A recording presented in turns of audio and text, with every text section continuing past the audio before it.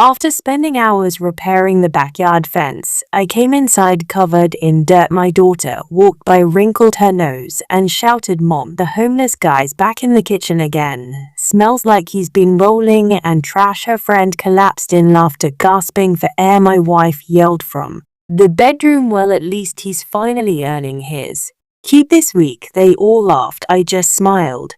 And I said nothing. This morning my phone was full of missed calls.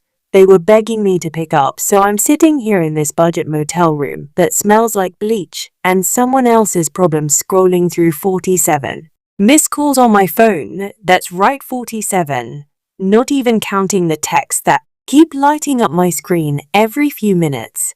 And you know what? I'm not answering a single one. This isn't some random breakdown or midlife crisis thing. Nope, this was the straw that finally broke the camel's back after years of being treated like a household appliance nobody notices until it stops working. Let me back up to yesterday. It was Saturday, and I'd been in the backyard since 7 a.m. fixing our fence, not because I particularly wanted to spend my weekend wrestling with rotted posts and rusty nails and 85-degree heat, but because that storm last week knocked down a 20-foot section and quotes from contractors were running over $1,000 money. We don't have, because my wife Barbara handles the final answers, and somehow there's never enough for home repairs, but plenty for her monthly salon visits and Brooklyn's dance competitions. So there I was, 6 hours deep into digging out concrete footings, setting new posts, and rebuilding the whole damn thing by myself. My back was killing me. I had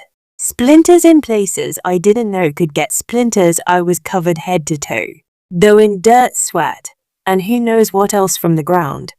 But I finished it, and it looked good. I came inside through the kitchen door, absolutely exhausted, but kind of proud of saving us a bunch of money and fixing something with my own hands. All I wanted was a cold drink and maybe a thanks from someone in this house, but life doesn't work that way. Not my house. My 16-year-old daughter Brooklyn was in the kitchen with her friend Magnolia.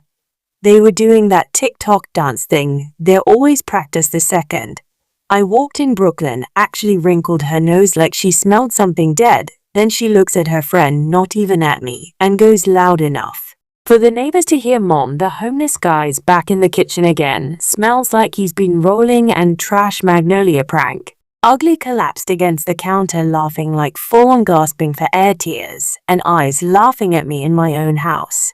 And then from the bedroom my wife Barbara yells back, "Well, at least he's finally earning his keep this week." More laughter, like I wasn't even there, like I was some joke they've been sharing for years.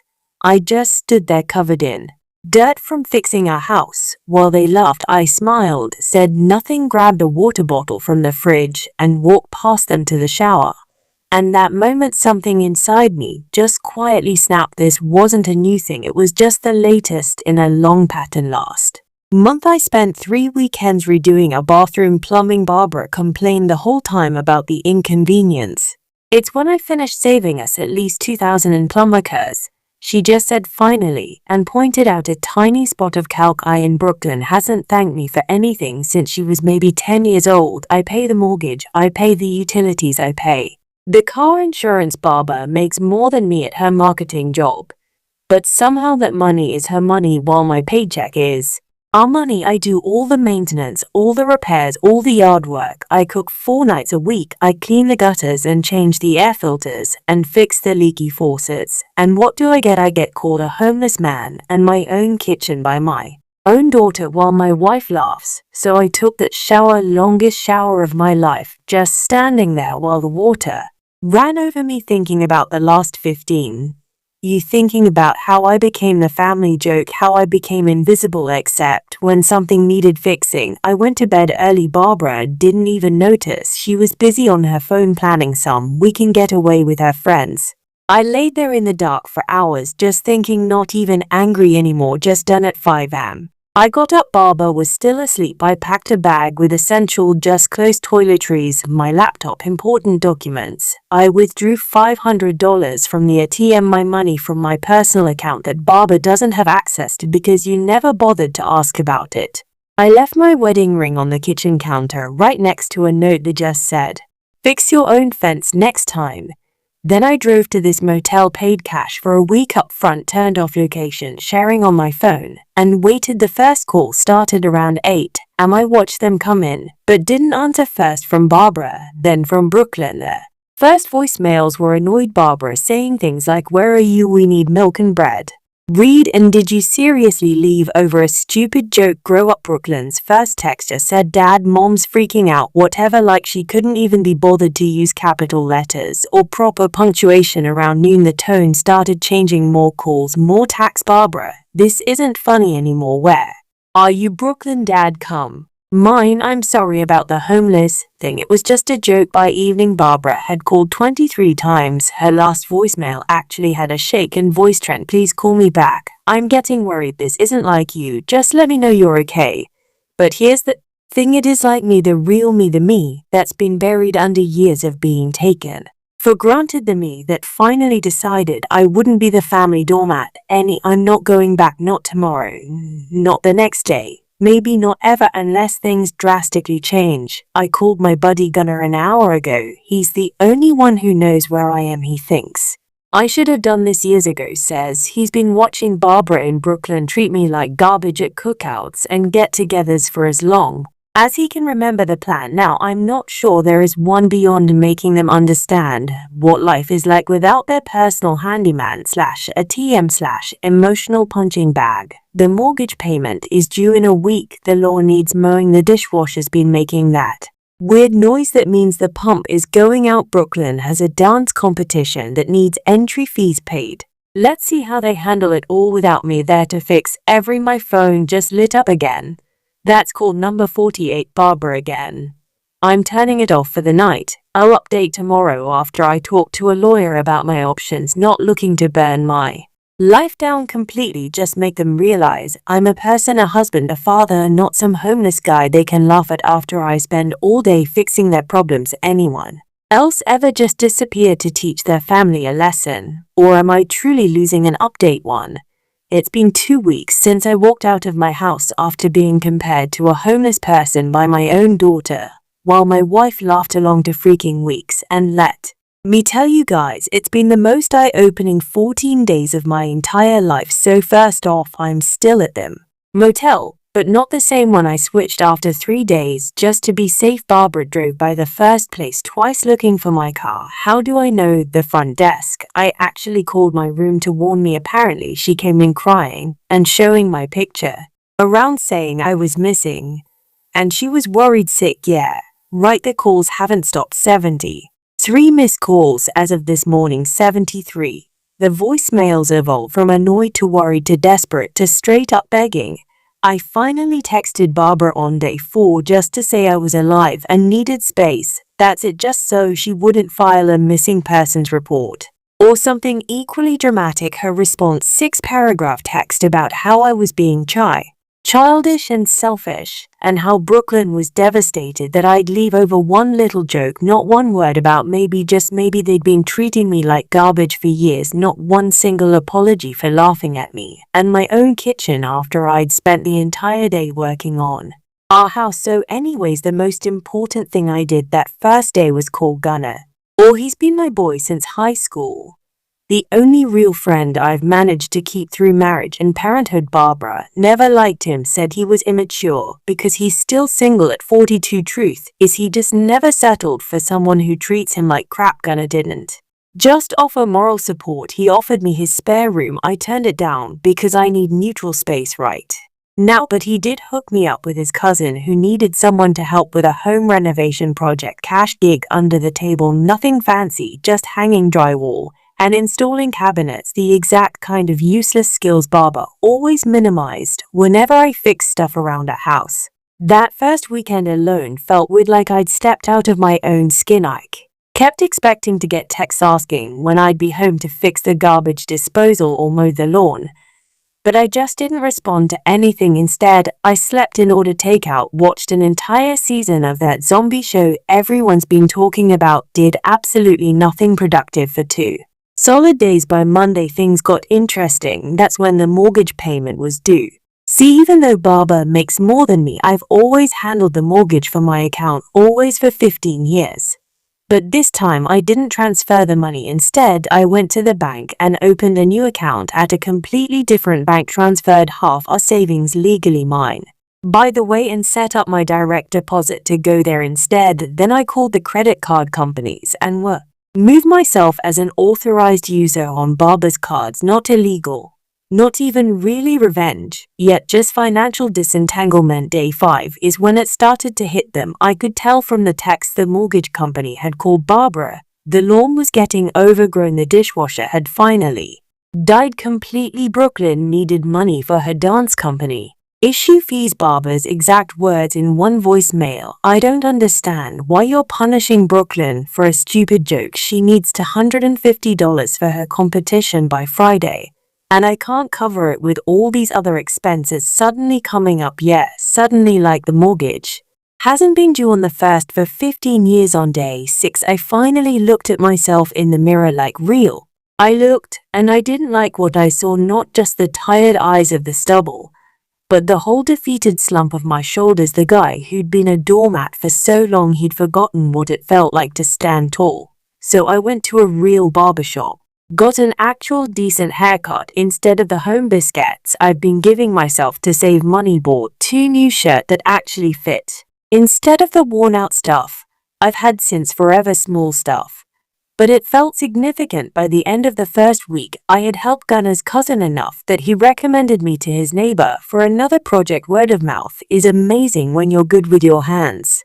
I've made almost $1,000 in cash already. And then something unexpected happened. I was grabbing coffee at this place downtown, wearing my new clothes, fresh haircut, feeling halfway decent for the first time in forever, when I heard a familiar voice. Brooklyn was at a table with Magnolia and some other girls from her dance team. She didn't see me at first, but Magnolia did. Her eyes went wide, and she whispered something to Brooklyn. The look on my daughter's face when she turned around, guys, I can't even describe it. Shock, confusion, maybe a little bit of respect.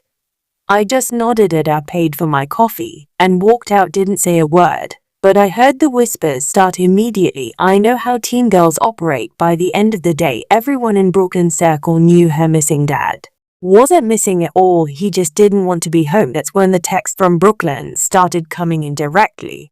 Not angry anymore, not demanding, just confused, asking where I was staying, if I was coming back, if I was getting a divorce. I haven't answered that one yet. Honestly, I don't know. What I do know is that Barbara's world is falling apart without her personal handyman / 80.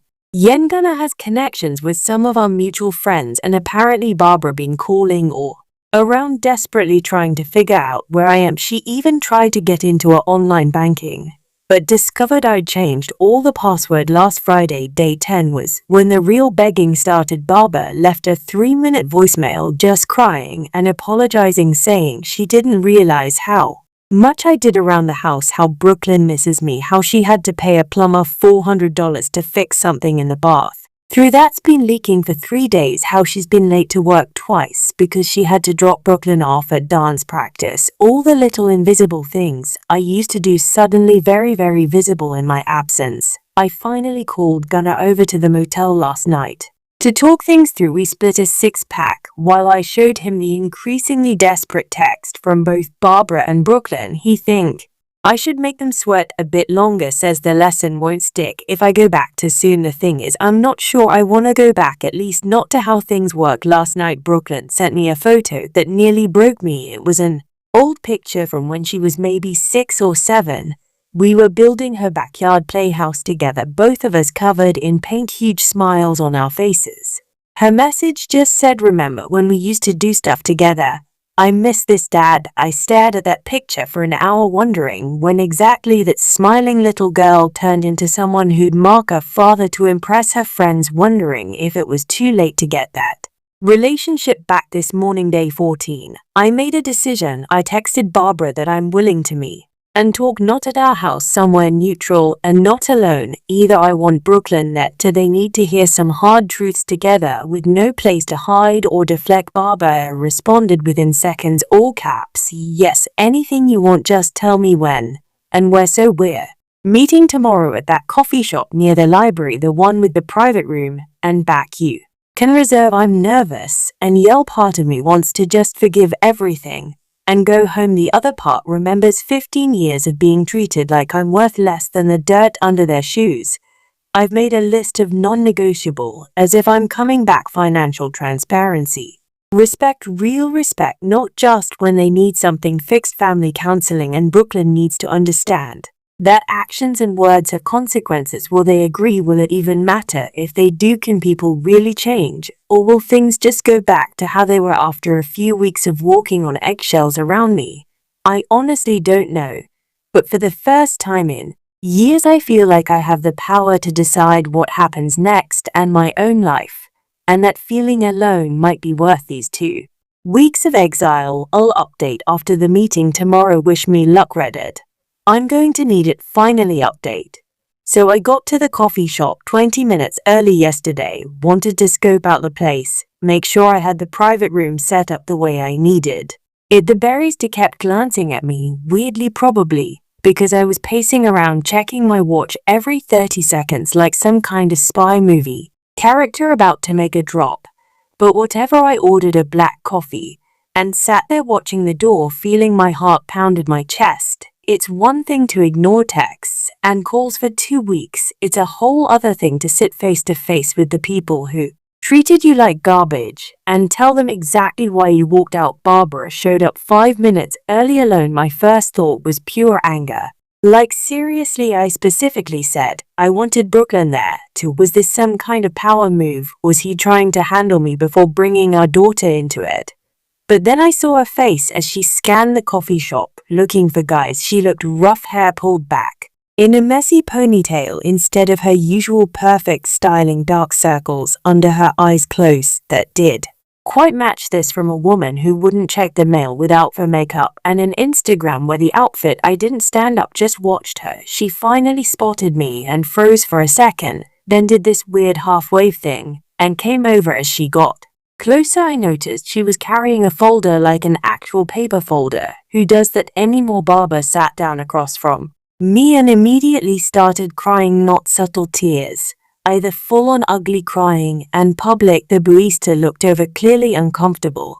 I just sat there sipping my coffee, let her get it out. When she finally calmed down enough to talk, the first thing she asked was where Brooklyn was. I reminded her that I had asked for both of them to be here. Barbara's face did this thing where it kind of crumpled. She explained that Brooklyn was waiting in the car. Apparently our daughter was too embarrassed to come in, too afraid of what I might say. So I told Barbara to detect her and say either she comes in or I walk out again. Harsh maybe, but necessary. 5 minutes later, Brooklyn slouched through the door. Cody pulled up, eyes on the floor. She slid into the chair next to Barbara without looking at me. The 3 of us just sat there, an awkward silence for what felt like forever. Finally, I asked them a simple question. I asked when exactly I had become the family joke. When did they decided it was okay to mock me and my own house?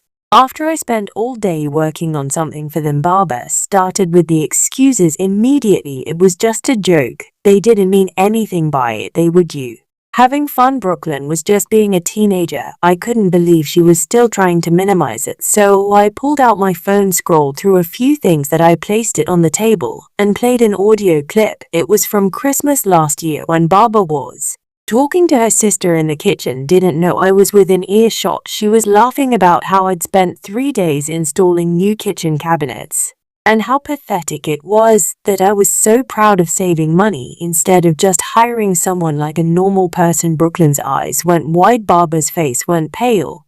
Then I played another clip, this one from Brooklyn's room 2 months ago. Her door was partly open when I walked by. She was on a video call with Magnolia, laughing about how her dad was such a loser for fixing the washing machine himself instead of buying a new one. Yeah, I'd been keeping receipts for months. Every little dig, every backhanded compliment, every time they thought I couldn't hear them laughing at me. Brooklyn started crying, that not manipulative tears, either real shock tears, like she was seeing herself clearly for the first time and didn't like what she saw. Barbara tried to gain control of the situation. She opened her folder and pulled out bank statements, started talking about how she couldn't make the mortgage payment without my contribution, how the lawn service wanted $300, how the plumber charged them $400 to fix the bathroom sink, how Brooklyn might have to drop out of dance because they couldn't afford the fees. I just sat there, let her talk yourself out when she finally stopped.